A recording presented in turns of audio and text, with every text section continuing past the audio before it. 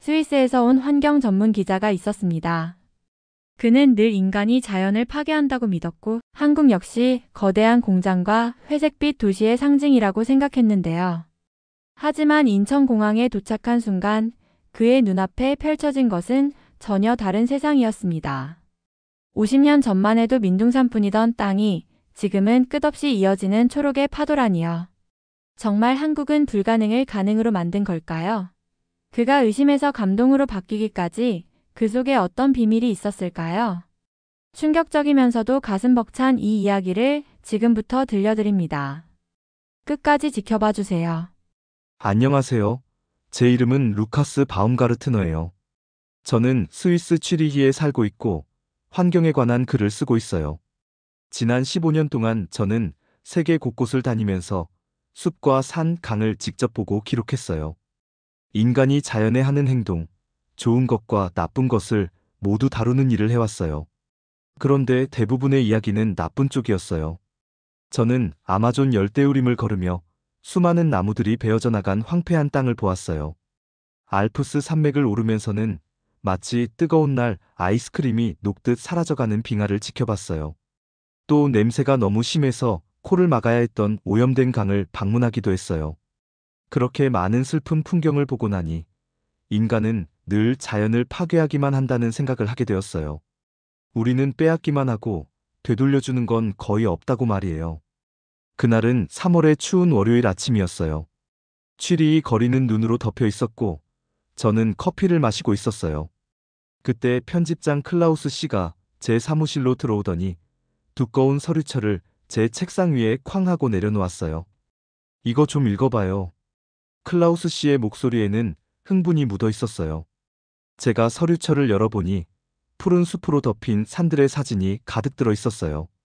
나무들은 건강하고 울창했어요. 이거 어디예요? 제가 물었어요. 한국이에요. 클라우스 씨가 대답했어요. 저는 거의 커피를 뿜을 뻔했어요. 한국이요? 그 공장 많고 큰 도시들만 있는 그 나라 말이에요? 클라우스 씨가 고개를 끄덕였어요. 맞아요. 바로 그 한국이에요.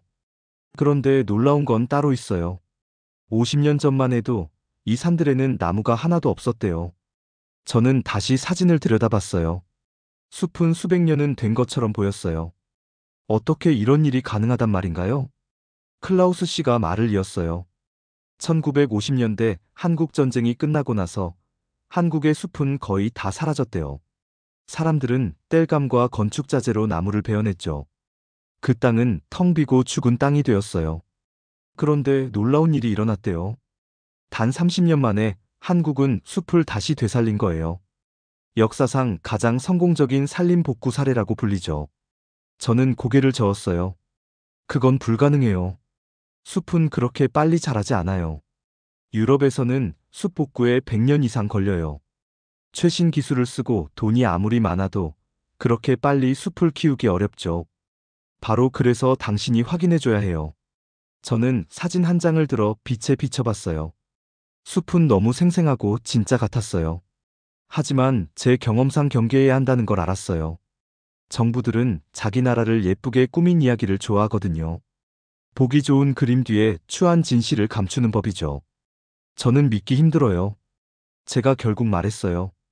전쟁 직후 한국에는 돈도 없었잖아요. 나무 심을 여유가 어디 있었겠어요. 사람들은 먹을 것과 집이 더 필요했을 텐데요. 그날 저녁 저는 집에서 사진들을 다시 들여다봤어요. 창밖으로는 눈 덮인 스위스의 산들이 보였어요. 그 산들은 수천 년 동안 숲으로 덮여 있었죠. 그런데 한국은 불과 30년 만에 비슷한 풍경을 만들었다고요? 2주 뒤, 저는 서울로 갈 짐을 싸고 있었어요. 비행기 바퀴가 쿵 소리를 내며 인천공항 활주로에 닿았어요. 드디어 한국에 도착했구나. 이제 이 숲의 미스터리를 풀어야겠다고 생각했어요. 공항을 걸어나가면서 이상한 걸 느꼈어요. 공기가 나쁘지 않았어요. 제 경험상 큰 도시의 공항은 항상 자동차 배기가스와 매연 냄새로 가득했거든요. 그런데 여기 공기는 깨끗했어요. 저는 택시를 타고 서울로 향했어요. 도시를 둘러싼 산들이 마치 거대한 초록색 벽처럼 솟아 있었어요. 비행기 창문으로 내려다봤을 때도 약간의 녹지가 보이긴 했는데 저는 그게 공원이나 골프장일 거라고 생각했어요. 그런데 택시 안에서 직접 보니 그게 아니었어요. 진짜 숲이었어요. 산비탈 아래에서부터 정상까지 빽빽하게 나무가 자라 있었어요. 나무들은 어디에나 있었어요. 드문드문 작은 숲이 아니라 끝없이 이어지는 녹색의 파도 같았어요. 어떤 나무는 어리고 연한 초록빛이었고 어떤 나무는 오래돼서 짙은 초록빛을 띠고 있었어요. 서로 다른 색깔이 모여 끝없이 펼쳐진 카펫 같은 풍경을 만들어내고 있었어요. 오히려 도시가 숲속 정원에 꼭 맞게 들어앉은 듯 했어요. 이건 제가 상상했던 한국이 전혀 아니었어요. 제 머릿속의 한국은 온통 콘크리트와 철로 가득해야 했거든요. 끝없이 이어지는 고속도로, 연기를 뿜는 공장, 잿빛 하늘만 그려왔어요. 그런데 제가 보고 있는 한국은 오히려 스위스를 떠올리게 했어요. 제가 생각했던 공업국의 황량한 모습이 아니었어요. 나무들 사이로 기와지붕을 얹은 오래된 절이 보였어요. 가족들은 돌길을 걸으며 산책을 하고 있었고 아이들은 연못에서 오리에게 먹이를 주고 있었어요. 벤치에는 한 노인이 앉아 커다란 참나무 그늘 아래에서 신문을 읽고 있었어요. 모든 풍경이 너무 평화롭고 자연스러웠어요. 불과 50년 전까지만 해도 황무지였다고 하는 이 나라가 맞는지 믿기지 않았어요. 호텔에 도착하자 고개를 들어 호텔 뒤로 솟은 산을 바라봤어요. 나무들이 발밑에서부터 정상까지 빽빽하게 덮고 있었어요. 새들이 가지 사이를 오가며 날아다니고 있었고 도심의 소음 위로 새소리까지 들렸어요. 서울에서 사흘을 보낸 뒤 저는 도시를 떠나기로 했어요. 저는 관광객들에게만 보여주는 수도의 겉모습이 아니라 진짜 한국을 보고 싶었어요. 그래서 작은 차를 빌려 강원도로 향했어요. 강원도는 산이 더 높고 마을은 더 작다고 들었거든요. 그 길은 꼬불꼬불한 산길이었는데 마치 뱀이 기어가는 것처럼 굽이쳐 있었어요. 4시간 동안 운전하면서 길을 돌 때마다 또 다른 숲으로 덮인 산이 나타났어요. 100번째 산을 본 뒤에는 더는 세지도 않았어요. 저는 평창이라는 마을 이야기를 들었어요. 한국에서도 가장 성공적인 산림복원 지역 중 하나라고 했어요. 마침내 도착했을 때 그곳은 동화 속 마을 같았어요. 곡선 지붕을 한 작은 집들이 계곡 바닥에 흩어져 있었고 그 뒤로는 숲으로 덮인 산들이 마치 보호하는 벽처럼 솟아 있었어요. 마을 회관 옆 채소밭에서 한 할머니가 일을 하고 계셨어요. 허리를 굽혀 양파와 배추 사이에 잡초를 뽑고 계셨는데 오랜 농사로 등이 휘고 손은 흙빛으로 거칠게 그을려 있었어요. 저를 보자 환한 미소가 얼굴에 번졌어요. 그분은 박할머니였어요. 그 마을에서 73년을 살았다고 하셨어요. 영어는 못하셨지만 마을 이장이 통역을 도와주셨어요. 그리고 그 자리에서 들은 이야기들은 제가 한국 숲에 대해 알고 있다고 믿었던 모든 걸 완전히 바꿔버렸어요. 할머니는 집 뒤 산으로 오르는 가파른 길을 안내해 주셨어요. 20분쯤 올라가니 큰 소나무 아래 나무 벤치가 놓인 작은 공터가 나왔어요. 박할머니는 숲을 가리키며 감정이 담긴 목소리로 이야기를 시작하셨어요. 이장이 조심스럽게 통역해 주었어요. 1960년대 젊은 시절 이 산 전체는 바위와 먼지만 남은 벌거숭이였다고 하셨어요. 나무는 한 그루도 없었고 비에 흙은 씻겨 내려가 돌과 점토만 남았대요. 숲이 없으니 동물들은 숨어 살 곳을 잃고 사라졌고 새들도 둥지를 틀 나무가 없어 다른 산으로 떠나버렸다고 하셨어요. 그런데 할머니는 제 심장이 빨리 뛰게 만들 물건을 보여주셨어요. 작은 공책을 꺼내셨는데 오래되어 종이는 노랗게 발해 있었고 표지는 테이프로 붙여져 있었어요. 안에는 또박또박 적힌 한글 기록이 있었어요. 나무를 심은 날짜, 몇 그루를 심었는지, 어디에 심었는지, 그리고 겨울을 지나 살아남은 숫자가 적혀 있었어요. 1971년 3월 15일 동쪽 비탈에 소나무 묘목 200그루 심음. 가뭄으로 50그루 고사. 1972년 4월 3일 개울가에 참나무 묘목 150그루 심음. 전부 겨울 생존. 1973년 5월 20일 실패한 구역 재식재. 소나무 300그루 추가. 페이지마다 비슷한 기록이 가득했어요. 산을 내려오면서 저는 계속 그 공책만 생각했어요. 단순한 기록이었지만 어떤 정부 보고서보다 강력한 증거였어요. 제 앞에 숲은 정치인이나 외국 전문가들이 만든 게 아니었어요. 땅을 사랑하는 평범한 사람들이 직접 키운 숲이었어요. 서울로 돌아와 호텔방에 앉아 노트북 화면을 바라보고 있었어요. 한국에 온 지 일주일이 되었고 제 노트에는 놀라운 이야기들이 가득했어요. 카메라 속 사진에는 믿기 어려울 정도로 울창한 숲들이 담겨 있었고 박할머니의 오래된 공책은 마치 탐정 소설 속 증거물처럼 제 책상 위에 놓여 있었어요. 그런데 뭔가 마음이 걸렸어요. 저널리스트로서 저는 늘 너무 완벽해 보이는 이야기는 의심해왔어요.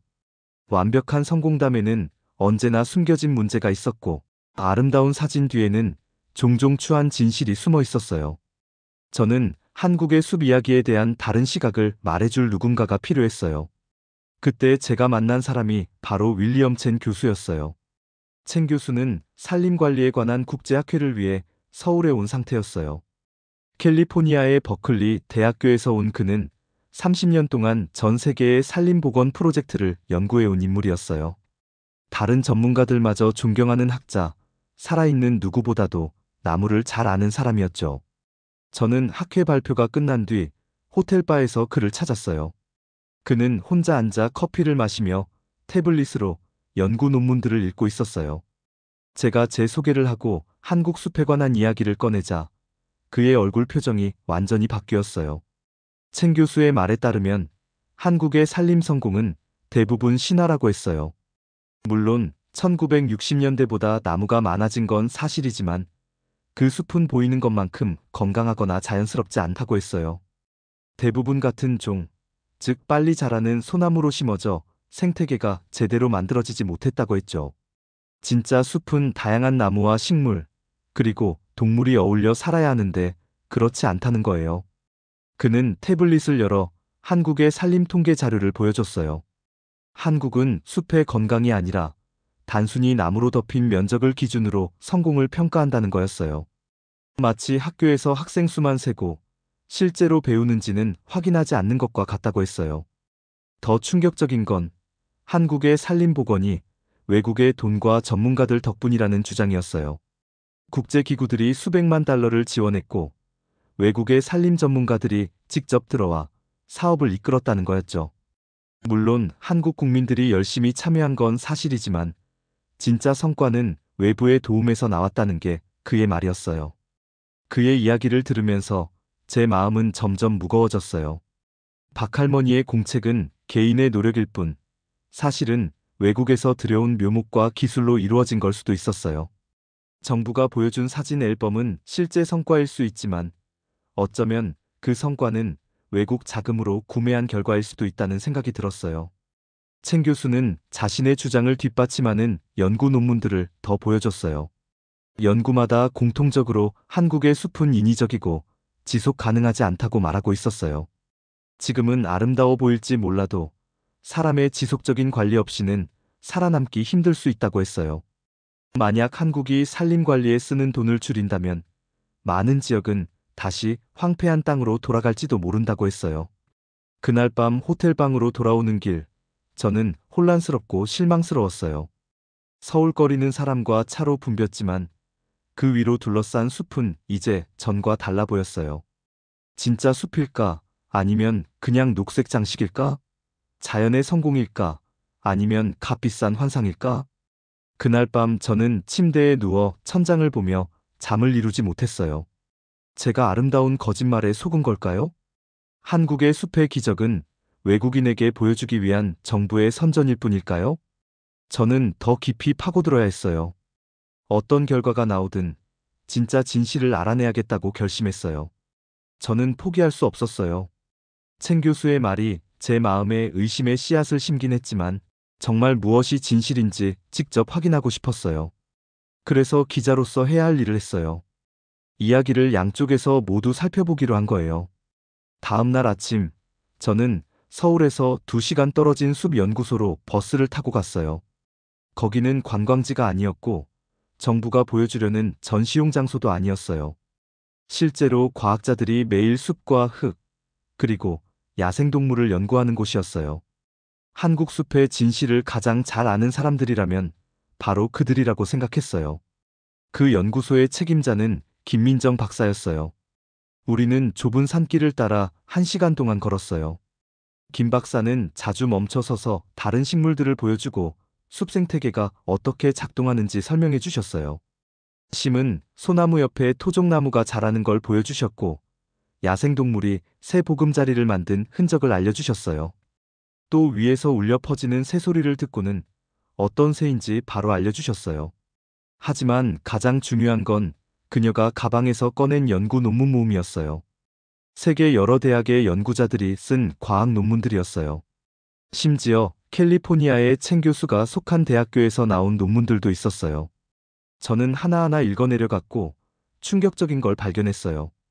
그 논문들 중 상당수가 사실 한국의 숲 복원을 비판하기보다 지지하고 있었던 거예요. 물론 일부 숲은 단일 수종으로 심어졌지만 시간이 지나면서 다양하고 자연스러운 생태계로 바뀌고 있다는 연구 결과가 있었어요. 국제적인 지원도 조금 있었지만 대부분의 노력과 자금은 한국 사람들 스스로가 해낸 거였어요. 가장 놀라운 건 1995년에 첸 교수 본인이 쓴 연구 논문이었어요. 거기서 그는 한국의 산림 정책을 세계에서 가장 성공적인 사례 중 하나라고 칭찬하고 있었어요. 한국 가족들의 헌신과 정부 정책의 효과를 구체적으로 언급했고, 심지어 다른 나라들이 한국의 방식을 따라야 한다고 권고까지 했어요. 그건 호텔바에서 그가 제게 했던 말과는 완전히 달랐어요. 제가 논문을 읽으며 당황한 표정을 짓자 김 박사는 설명해 주셨어요. 어떤 외국 전문가들은 시간이 지나면서 한국의 성공을 인정하기보다 오히려 질투하게 되었대요. 그래서 성과를 축하하기보다는 문제점을 찾으려 들었다는 거예요. 김 박사는 첸 교수가 무시했던 다른 증거들도 보여주셨어요. 위성사진에서는 한국의 산림 면적이 1955년 35%에서 2020년에는 64% 이상으로 늘어난 것이 확인되었어요. 야생동물 연구에서는 수십 년 동안 사라졌던 동물과 새들이 다시 돌아온 사실이 드러났어요. 대기질 측정에서도 숲이 오염을 줄이고 환경을 건강하게 만들고 있다는 결과가 나왔어요. 하지만 제 마음을 가장 강하게 움직인 건 전혀 예상하지 못했던 증거였어요. 김 박사가 스마트폰을 꺼내 숲에 설치한 카메라 영상을 보여주셨어요. 화면 속에는 한 가족의 야생곰이 개울 근처에서 뛰놀고 있었어요. 그 곰들은 50년 넘게 이 지역에서 사라졌던 동물이었는데 이제 숲이 건강해져서 다시 돌아온 거였어요. 곰들이 물에서 첨벙거리며 놀고 나무에 오르는 모습을 보자 제 가슴 안에서 무언가 바뀌는 걸 느꼈어요. 이건 더 이상 단순한 통계나 과학적 논쟁의 문제가 아니었어요. 생명이 다시 돌아왔다는 사실, 그게 전부였어요. 죽음의 문턱에서 되살아난 진짜 살아있는 생태계였어요. 첸 교수를 만난 뒤 처음으로 저는 다시 확신을 가질 수 있었어요. 한국의 숲의 기적은 진짜였어요. 한국에서의 마지막 날은 생각보다 훨씬 빨리 다가왔어요. 저는 한국에 2주 동안 머물렀고 그날 저녁 비행기를 타고 스위스로 돌아가야 했어요. 하지만 아직 집으로 갈 준비가 되지 않았어요. 마지막으로 꼭 들러야 할 곳이 있었거든요. 서울숲공원은 바쁜 도로와 콘크리트 건물로 둘러싸인 도심 한가운데 초록빛 섬처럼 자리하고 있었어요. 첫날 택시 창문 너머로 보긴 했지만 그때 저는 너무 의심이 많아서 그 풍경을 제대로 느끼지 못했어요. 하지만 지금 저는 완전히 다른 눈으로 그 공원을 걸었어요. 커다란 참나무 아래에서는 가족들이 돗자리를 펴고 도시락을 먹고 있었어요. 아이들은 꽃길을 따라 나비를 쫓으며 뛰어다녔고 부모님들은 나무 벤치에 앉아 웃으며 지켜보고 있었어요. 어르신들은 공원 구석에서 느릿하고 우아한 동작으로 체조를 하고 계셨고 청소년들은 연못 옆에 앉아 우리에게 먹이를 주며 나무와 물을 배경으로 셀카를 찍고 있었어요. 저를 가장 놀라게 한 건 그 풍경이 얼마나 자연스러워 보였는가였어요. 가지런히 다듬어진 울타리나 줄 세운 꽃밭으로 만든 정형화된 정원이 아니었어요. 그저 도시 속에 자리한 진짜 숲이었어요. 제 머리 위에서는 다람쥐가 나무가지를 옮겨 다녔고 새들은 나무 구멍에 둥지를 틀고 있었어요. 햇살이 비치는 틈마다 야생화들이 피어나고 있었어요. 저는 작은 시냇물 옆 평평한 바위에 앉아 조용히 시간을 보냈어요. 저는 노트를 꺼내 한국의 숲 이야기에 대한 마지막 생각들을 적기 시작했어요. 글을 쓰면서 깨달았어요. 이 이야기는 단순히 나무나 통계에 관한 게 아니었어요. 전 세계가 절실히 들어야 할 메시지, 인간이 스스로 저지른 실수를 고칠 수 있다는 증거에 관한 거였어요. 저는 기자 생활 내내 환경 파괴에 관한 슬픈 기사들만 써왔어요. 잘려나간 숲, 오염된 강, 영영 사라져가는 동물들. 실패의 기록에 익숙해지다 보니 성공이 어떤 모습인지조차 잊고 있었던 거예요. 하지만 한국은 저에게 전혀 다른 것을 보여줬어요. 한 나라 전체가 망가진 땅을 바라보고 그걸 고치기로 결정한 거예요. 정부만의 일이 아니었고, 부자들만의 노력도 아니었고, 전문가들만의 프로젝트도 아니었어요. 모두가 함께 했어요. 아이들은 나무 심는 일을 학교 가는 것만큼 당연하게 여기며 자랐어요. 그리고 그것은 실제로 성공했어요. 불과 50년 만에 한국은 숲이 거의 사라졌던 나라에서 국토의 3분의 2가 숲으로 덮인 나라로 바뀌었어요. 사라졌던 동물들이 돌아왔고, 공기는 맑아졌으며, 사람들이 자연과 연결될 수 있는 아름다운 공간이 만들어졌어요. 저는 첸 교수의 비판을 떠올렸어요. 어쩌면 그의 우려 중 일부는 맞을 수도 있어요. 한국의 숲이 완벽하다고는 할 수 없겠죠. 하지만 완벽함이 중요한 게 아니었어요. 중요한 건 진전이었어요. 수십 년 동안 더 나은 미래를 위해 마음을 모았다는 그 사실이 핵심이었어요. 이번 기사는 그저 환경 기사 하나로 끝나지 않을 거라는 걸 저는 알고 있었어요. 이건 희망에 관한 이야기였어요. 공원 문 앞에서 마지막으로 발걸음을 멈추고 숲을 돌아봤어요. 황금빛 저녁 햇살 속에서 나무들은 생명과 가능성으로 빛나고 있었어요. 그리고 어쩌면 스위스 어딘가에서 제 기사를 읽는 사람들이 자기들만의 초록 기적을 만들 수 있다고 믿게 될 수도 있겠지요. 숲은 저에게 아주 중요한 것을 가르쳐 줬어요. 세상에서 가장 강력한 힘은 파괴나 탐욕, 두려움이 아니었어요. 언젠가 자신이 보지 못할 미래를 위해 기꺼이 씨앗을 심는 평범한 사람들의 결심이었어요. 그게 바로 한국의 진짜 기적이었고, 제가 꼭 전해야만 했던 이야기였어요. 오늘의 사연 어떠셨나요? 오늘 이야기가 재밌으셨다면 구독과 좋아요를 부탁드립니다. 시청해주셔서 감사합니다.